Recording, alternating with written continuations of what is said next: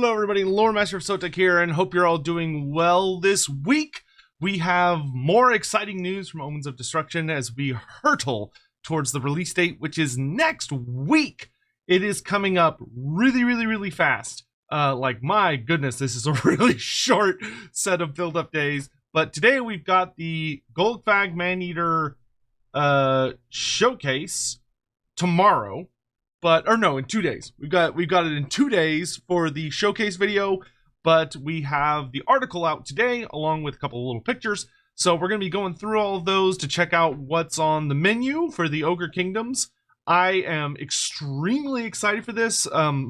As much as I do love Khorne and I do love greenskins, when it comes down to the three factions that are featuring in this DLC, the Ogre Kingdoms are by far my favorite gameplay wise. I love all of them for different reasons, and I love all of them equally when it comes to the lore, but when it comes to like actual gameplay, I tend to really enjoy how the ogres play. So I'm quite excited for them to be getting what kind of feels like their first real update since the game released, 2 years ago now?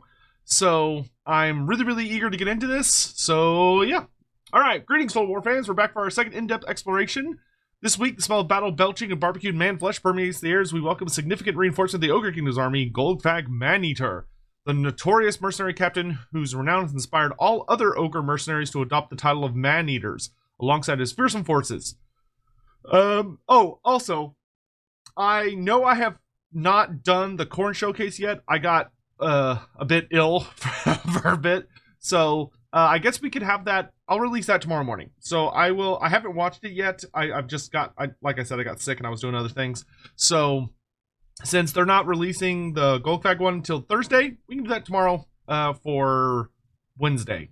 All right, but what do we have here for, man, Golgfag's design is so cool. I'm really glad they went with his, I'm really glad Games Workshop gave him a modernized design. His old design was not my favorite.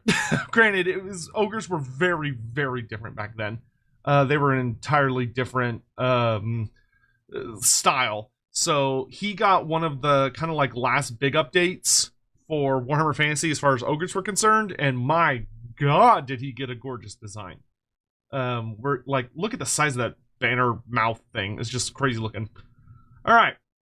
More tales are told about Golgfag Maneater than any other ogre alive, and he spins a great many of them himself. Yet there is much truth in the legend, as he is undoubtedly one of the most successful ogre mercenaries of all time, establishing the dreaded reputation as lethal hired fighters well before they became a familiar presence in forces worldwide. A weathered veteran, there are few foes in the world he hasn't faced, having fought across continents and cultures the world over. He'll take any job, kill anyone, steal anything as long as the price is right, and his loyalty is strictly for hire, lasting only as long as the deal does. Boisterous and larger than life, Golgfag is also a top guzzler of Bugman's Ale. Oh dear. Battle playstyle. A fearsome reputation as Golgfag is forged through the showing of mercy, and on the battlefield ensures that any fools who stand in his way regret it. A proficient anti-infantry killer, he cuts through foes like a sharp knife through stale old world butter, but can also call upon some deadly abilities. Deadeye. So, fun story about this. I pretty much the second that Creative Assembly revealed they were going to do Golgfag Maneater, like the first time I caught the slightest wind of it, I was begging for them to make his pistol actually do something. It always drove me so crazy that Games Workshop gave him a pistol and then he doesn't do anything with it, which, if you actually know tabletop rules, that is unusual. Generally speaking, when a mini has like a little side weapon or something, that's usually like an optional thing they can use, or it's just part of their profile. So it was always so frustrating to me that he had a pistol and just refused to use it. So I'm really glad that I was at least somewhat successful in bugging them enough that he has it as an ability, which is great. So, Deadeye. Golgfag whips out his trusty pistol, allowing him to fire a powerful single shot that deals significant ranged arm-piercing damage, perfect for taking out elite single-entity targets.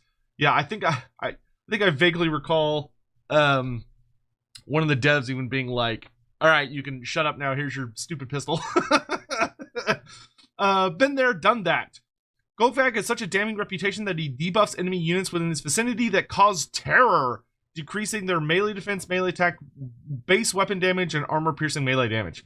That's actually that's an interesting ability. It's better than it seems, especially I think kind of in the multiplayer market when you tend to see people relying on big heavy characters or large monsters, because a lot of the big monster killers, things that you'll use to kill ogres in the game, do tend to be very large terror causers, or they are shooting units. But terror causers tend to be very effective against ogres because a lot of ogres don't have immune to psychology. So having a character that can like heavily punish terror causing units is actually very, very interesting.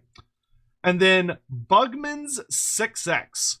Ooh boy. With an insatiable appetite for ale, Golgfag takes a breather on the battlefield and enjoys a proper strong brew, allowing him to recharge hit points when he's out of combat and gain extra vigor.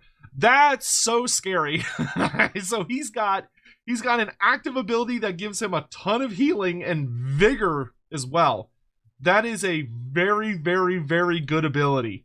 I'm assuming that's his magic item because traditionally, Golgfag's a bit of a weird character in that traditionally he does not have a regular magic item. Instead, he had a tabletop rule called Easy Come, Easy Go, which was that when you'd get at the start of a game, like you and your opponent are getting set up, you would roll some dice, and depending on what you rolled, you would get a certain amount of points worth of like free magic items for Golgfag. So he could basically customize every game, which made him pretty decent. He wasn't amazing, but he was all right. So I'm curious how they're going to represent that in game.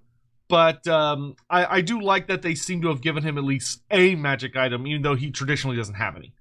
Campaign mechanic, mercenary contracts. Oh, look at these.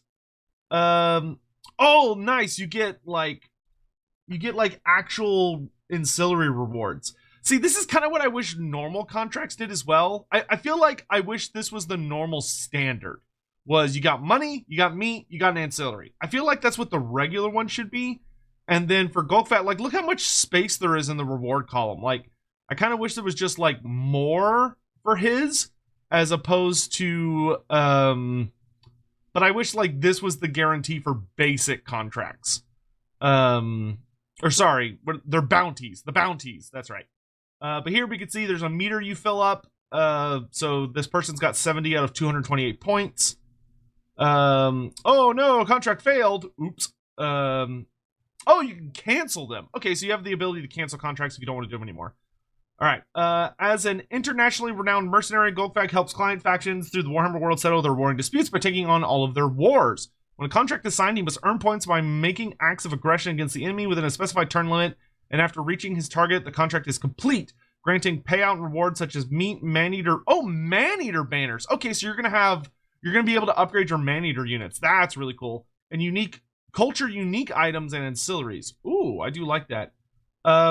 Contribute points with the following actions. You can get points through battles, occupying or raising enemy settlements, raiding enemy territory, gifting settlements to your client, killing enemy faction leader. Oh, and hero actions. Nice. Okay. So you can build up your contracts by doing literally anything. That's great. It's not just battles. That's good. I like when there's variety. Each contract will vary in rewards depending on the level of difficulty, which is determined by how many enemies the client has and their cumulative strength. In true mercenary style, this mechanic means that Golgfag's playstyle will be much more about sacking and raising settlements to gather meat, which will be essential for maintaining ogre camps, which we treat as the equivalent of major settlements. The end result is the campaign playstyle was such in contrast to those of Greasus and Skrag. That's how you spell Skrag. Put some respect on his name. I'll bet with the same level of brutality, butchering, and belching. And then Bragg the Gutsman. He looks so happy. He looks so happy. Bragg is a notorious loner, feared and shunned even by his own kind. His gruesome killing style, particularly his brutal use of a bladed hook to disembowel foes, horrifies even the hardiest ogres, leading to his exile from every tribe he encounters. His reputation as a merciless executioner, or gutsman, spreads far and wide, with few daring to challenge him. To heighten his intimidating presence, Bragg dons a dark leather hood, evoking the image of a human hangman. Constantly seeking new duels, Bragg's fearsome skill, blood-soaked legend make him a dreaded and solitary figure. His playstyle includes Executioner. Bragg's reputation as prodigious killer owns him the Executioner moniker. When his foreboding Executioner ability is active, He can instantly kill enemies. Oh, cool. Okay, so he's gonna have the so he'll have the Yuan Bow thing. So Yuan Bow has an executioner passive, which is that when Yuan Bow is attacking someone and they're below a certain percentage of health, I think it's like 20% or something, he can like insta kill them, which is really, really scary. So it seems like Bragg's gonna also have that ability. Large Entity Killer, his proficiency in killing ogres gives him big bonus versus large, as it should. Cause fear, instills fear. Neat. I feel like that's just all ogres, but cool. Well, we'll see what he does when we get to look at that. Ogre Paymaster. I really like this guy's design. I really, really love the Paymaster's design. It's very, very cool. In Maneater culture, where treasure and rewards are highly valued, the role of the Paymaster is vital to their society. Joining his comrades in battle, the Paymaster drives them forward with the promise of great riches. Known for being greedy and tight-fisted, he's a true penny pincher. His survival instincts are sharp. He makes sure that only those who survive until the end of the battle get paid. He's also demanding and persuasive, constantly yelling at his fellow ogres to fight harder for the money. Motivated by personal gain, he's happy to see others fall, as it means a bigger share of the reward for himself. In terms of gameplay, this support character boosts nearby allies with buffs. While not as strong in melee as other ogres, probably meaning the Tyrant, they can still inflict serious damage. Yeah, because in the trailer we saw he has like a flail and a maul, or flail and a sword or something like that. So he's dual wielding, which is neat, with like notably different weapons than the other ogre characters. But I'm really glad they went with a support character. Like I think for pretty much every faction, getting at least the trio of heavy damage dealing character, magic, like good magic character, and then great support character is, that's always the dream team. That's the combo you want to see. Bruiser hero. Oh, he looks so good. Look at his Iron Fist. Oh my god, he's got like big old gouge blades on it. Oh, I like how seasoned he looks. He's got nice beards. That looks great. Looks great. The Ogre Bruiser often serves as an enforcer or second in command with their tribal hierarchy, dedicating much of his time to crushing foes in the name of their tyrant. In return for his combat prowess and brute strength, he enjoys numerous privileges within the tribe. Chief among these is the freedom to beat any ogre who steps out of line, doesn't eat messily enough, or spends too much time with his noblars. The Bruiser maintains order and discipline when the tyrant and is distracted, providing leadership boosts. His massive side grants him defensive buffs and resilience against charges. Interesting. Additionally, his bulk allows him to break enemy formations, creating chaos in opposing ranks. Okay, so it sounds like he might have charge defense, which will be cool. Like he's just like bracing. He just like sticks his gut out.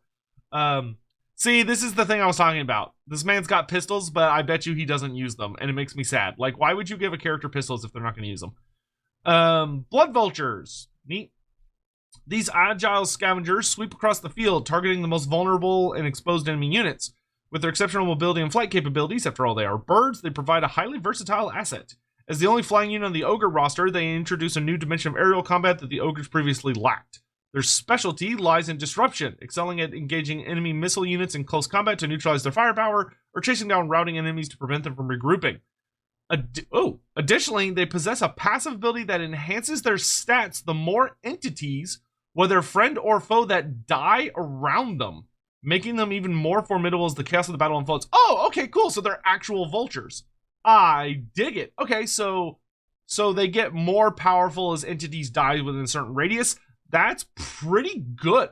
I feel like the Blood Vultures are kind of an interesting unit because I feel like for player versus player, so like if you're doing a versus campaign or you're playing like multiplayer for tournaments or whatever, I feel like the Blood Vultures are going to be incredible for the Ogre Kingdoms. But in campaign, it's probably going to be like you get them, and then once you're kind of like past them and into the bigger things, you'll like never see them again. But I do think that's really good. I like that they get buffs. That's cool. The Thunder Tusk. Thunder Tusks are ancient beasts that retreated to the icy peaks of the mountains of Morn as the world warmed. Imbued with the winds of magic, they became living embodiments of winter's chill. Despite their immense size and ferocity, ambitious ogre tribes have managed to capture and tame them. Utilizing their crushing strength, freezing aura, and ability to unleash blasts of magical ice. Once under Ogre control, the Thundergusts become powerful battlefield assets. Their massive bulk allows them to smash through even the toughest infantry lines, while 2 Ogres mounted on their backs provide range support with oversized crossbows, which are actually called harpoon launchers, but yeah. Additionally, their ranged ice attack serves as effective debuffs, slowing and weakening enemy forces. I'm really excited to see the ice shooting attack.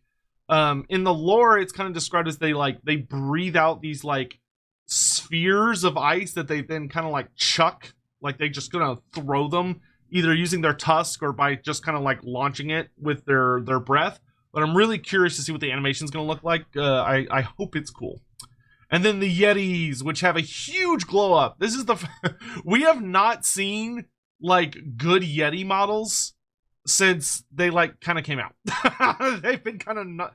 Games Workshop released them and made some like gorgeous artwork for them, and then has never touched them again. They're one of those units that I'm still like waiting to get updated in Age of Sigmar. Savage beasts from the highest mountain peaks, these creatures often join their ogre allies in raids. They charge ahead of the ogre host, ambushing unsuspecting enemies with fierce claws, crude clubs, and icy chill. Their unique connection to the cold allows them to breathe freezing air onto their weapons, transforming simple clubs into frostbite and tools of destruction. While this grants them powerful frostbite attacks, it also makes them vulnerable to fire. Armed with dual weapons, they strike swiftly in melee, causing fear as their frozen victims fall before them. Okay, so frostbite attacks, vulnerability to fire, probably like 40%, I think is standard. Yeah, dual weapons cause fear. I'm assuming they might have some kind of frost aura type ability, so either the AoE ability that like slows people down, or maybe the AoE ability that like slightly lowers melee attack and stuff. But they look great. They look absolutely fantastic. It's interesting they only have 3 toes. That is genuinely interesting to me. Pigback riders.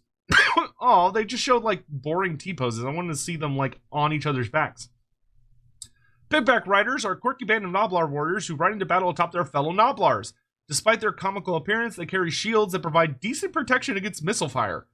They play a crucial role in strengthening Ogre battle lines, serving as a meat shield for valuable Ogre units. By placing one Noblar atop another, they effectively double the meat shield, making them even more difficult for enemies to dislodge. I'm very curious about Pigback riders. One of the things that was particularly fun in their rules was that they basically counted as spears for both charging and defending. So they were able to, so in Total War terms, they would have charged defense against large, charged reflection, and anti-large. I feel like that in like a surprisingly decent charge bonus.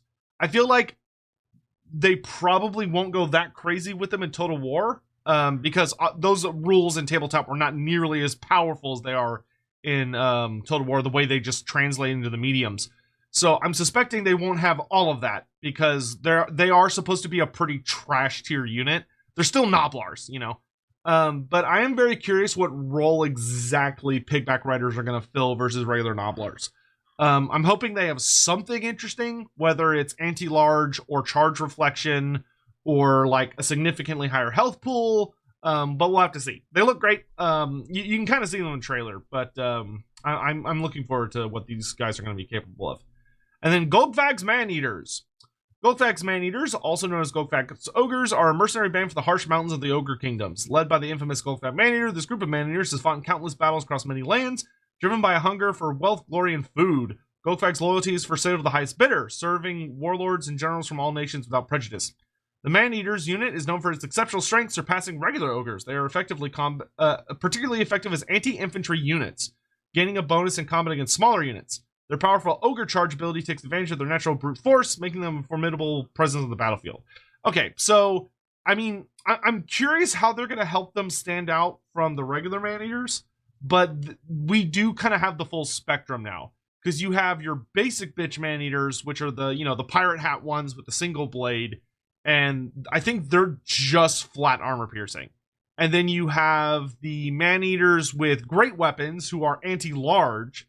Now we've got Golgfag Maneaters, who are anti-infantry, and then you've got the Maneaters with pistols that are your, they're really powerful at range, and they're decent melee combatants. So they kind of have all their bases covered now, and I'm very, very curious how well they'll perform, and if there'll be any other stat differences. Like, they look much more like they look fun. They look, like really experienced elite ogres with a lot of armor. They almost have as much armor as the Iron Guts, so I'm curious if they're going to have a higher armor rating, because they got chainmail and van braces, helmets. Like, they're much more heavily armored than the regular Maneaters. Ogre Legacy updates. Oh, please be good. Meat. Whoa, what is this? Upkeep per turn. Whoa, okay. We noticed that the current meat resource was underutilized and not as integral to Ogre identity as we would like it to be. To address this, we are increasing the amount of meat gained from all sources, allowing it to be used more frequently and in various contexts. We've also introduced a new feature called Hunger, which replaces oh, no more attrition. Thank you. I was not a fan of the attrition. The attrition always felt overly punishing to me. Which replaces the attrition armies would face when their meat supply reached 0. The more meat an army possesses, the more abilities and mass it gains, effectively merging the old pre-battle meat purchases into the effects of the hunger bar. Meat can now be transferred between forces and camps for construction. Oh, dude, you can build buildings with meat. Oh, that's cool. So, oh wow, meat's gonna be actually useful. Spent on offerings of the Great Maw, or hoarded to empower the army further. Okay. Offerings of the Great Maw. We felt that offerings of the Maw weren't as interactive as we liked. The existing version required a small meat cost and presented the decision once only 10 turns, which made it somewhat forgettable. Now enabling an offering to the Great Maw provides a passive buff that increases the force's meat. Okay, so it increases your meat upkeep. Okay. These effects can be toggled on and off with the cooldown, allowing oh, you can have all of them active at once. Oh, what are they? Tunneling stance? That's sick. Okay, so 10% campaign movement, tunneling stance, that is super kick-ass. Winds of magic per turn, bone to pot. Okay, so some kind of ability that I'm assuming is magic related. Ravening Horde, cause attrition to enemies in the province. Damn, alright, that's really good. Bonus from raiding, and then feasting frenzy ability on your lord, and +5 melee attack. Okay, well, this looks absolutely phenomenal. Oh my god, I'm so excited. Yes, tell me about ogre camps. Felt the current ogre camps didn't fully capture the fantasy of wandering nomadic ogre tribes, and their playstyle was too similar to other factions. What's changing? Ogre camps can now move! Thank you, God! Thank you, God! Oh, thank God! Oh, man. Thank you! Oh, they can move! Incurs a meat cost when they move. Interesting, alright. While it's encouraged to place camps strategically to minimize movement, they're no longer locked in one spot. Additionally, ogre camps no longer rely on horde growth. All buildings now simply require meat to construct, giving you flexibility, prioritizing buildings, and reducing idle turns waiting for growth. Hell yeah! Okay, so meat is the name of the game. As previously stated, meat can now be transferred to camps from armies. The intended gameplay flow encourages sacking and raiding with armies to gather meat, which they then send back to the camps. The camps use this meat to construct and upgrade buildings, gain access to more powerful units, and then send upgraded armies out to gather even more meat. Ogre Camp Lords now feature... Yes! Ogre Camp Lords have skill trees! Woo! Camps have no upkeep! Yo! However, units cannot be exchanged. Oh, interesting. Okay.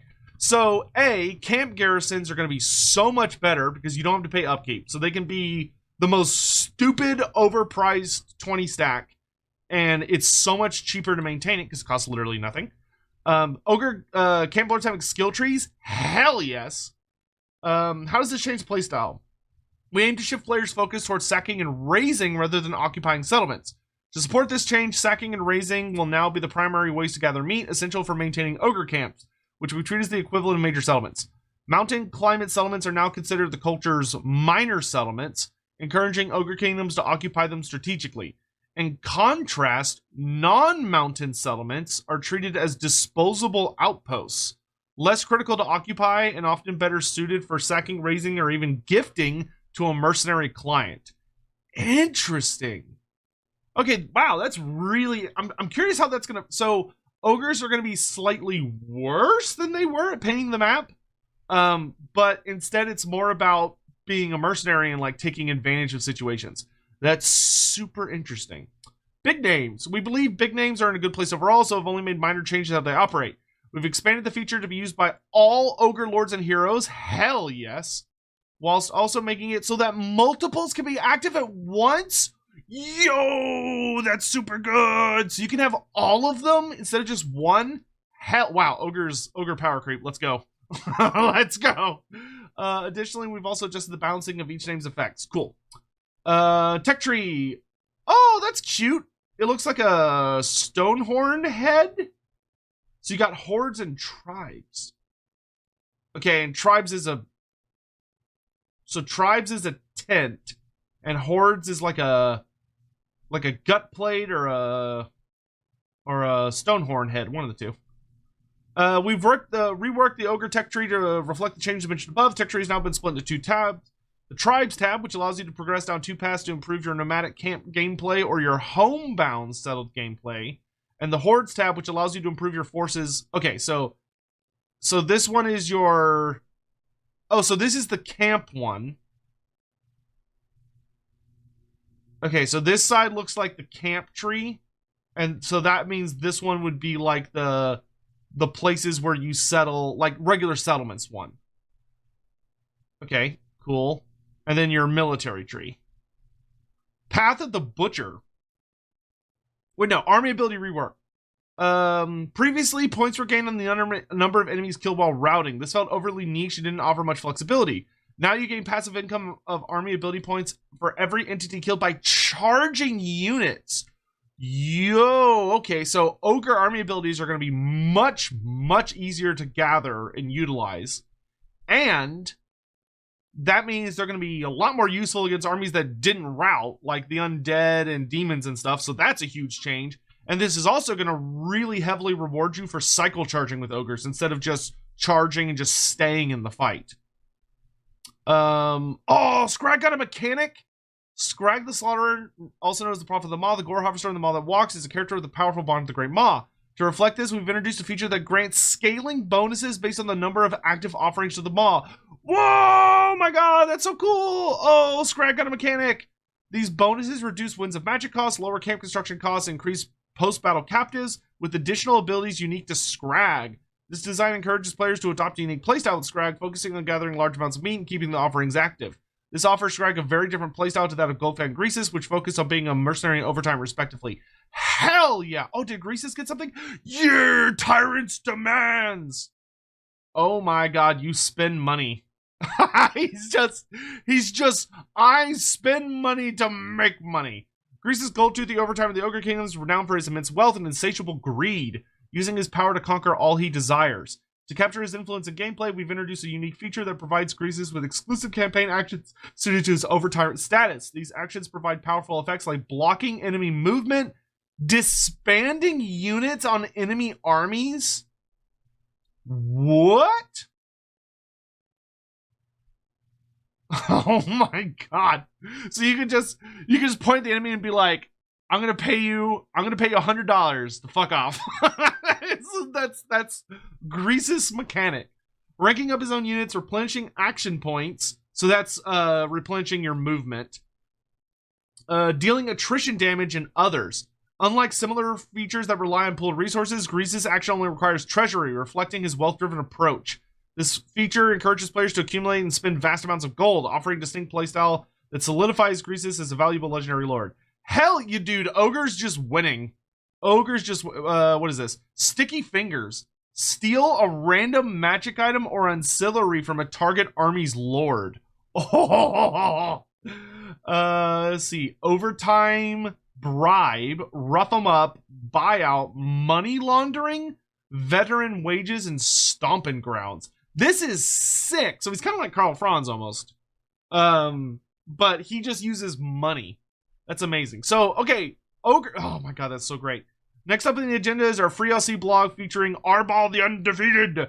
For more information, stay tuned for Golgfag. Yeah, okay. Awesome. Awesome. I am so excited. I am so excited for Ogres. The only thing that I'm like even slightly worried about, and it's slight, is I'm curious like if there's anything camps can do with meat once they reach like their pinnacle. Like, once you fully constructed the camp, is there going to be like, is it just like, okay, it's done, so you don't send meat there anymore? Great, which in and of itself isn't a bad thing, because then you're going to have new camps, so you're going to be sending meat to those camps instead. But I like this. I like the sending meat back to the, like, your home, the camps, to keep like your quote unquote civilization moving. But that's great, excellent, awesome. All right, so got a couple little things about Golgfag here. We've got his, excuse me, his start select screen. So we see his army looks like a unit of Golgfag's Maneaters, Maneaters with Iron Fist, 2 regular Ogre Bulls, 2 Pigback Noblars, 1 Noblar, 1 Lead Belcher, and a Noblar Scrap Launcher. Pretty good. Has access to mercenary contracts. Golgfag can instantly travel to the client's settlement once per contract.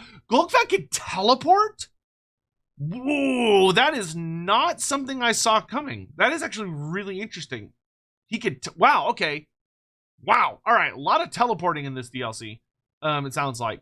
Cannot make alliances, right, because he's a mercenary. +5 melee attack when fighting against all contract enemies. Immune to psychology when fighting contract enemies, and that's his whole faction, so that's really good. And then his Lord effects, he gets 20% reduced upkeep for Maneaters, plus 25% bonus loot, and looks like there's one other thing that we can't quite see. All right, sexy. Sexy, sexy, sexy. And then he is in Northern Ostland. Okay, so he's right here. So, okay, this shows him, like, the banner is more in Norska, but if he's in Northern Ostland, that means he's here. So he's on the, this banner should be like just north of Brass Keep, because this is Ostland right here. That is not. This is Norska. This is Ostland. So he's gonna be on the other side of the mountains from Festus. All right, I mean that works. Golgfag is literally a character you could stick anywhere, literally anywhere, and it's like, oh yeah, that's fine. Like, that's lore-wise, that's completely viable. Interesting, Northern Empire. I do think that's a great choice. Ogres, I think, will be fun in that area, especially because he's a neutral faction, so he can side with anybody. So it's not like, oh, he's going to be really bad for Kislev, or he's going to be really bad for Festus, or really bad for the Empire. Like, he could be bad for any of them, but he could also be a friend to any of them. Pretty awesome. Pretty awesome. I am extremely pleased with the Ogre update so far. Obviously, gotta wait until we can kind of get, do hands-on stuff and really go into it in depth. But from what I'm seeing, it seems like pretty much everything on my wish list for the Ogre Kingdoms has been addressed. And even some stuff I didn't necessarily think about, like making it where Ogre camps don't have growth at all. You just are immediately able to upgrade the camp as much as you want, so long as you have the meat for it. That is amazing. That is genuinely super cool. So, I'm so excited for a Greasus campaign. Like, literally the only thing I did not get is I wish they had made Greasus's model larger, and improved his battle capabilities, which they definitely probably did not make him bigger, because if they would have, I feel like they would have said that.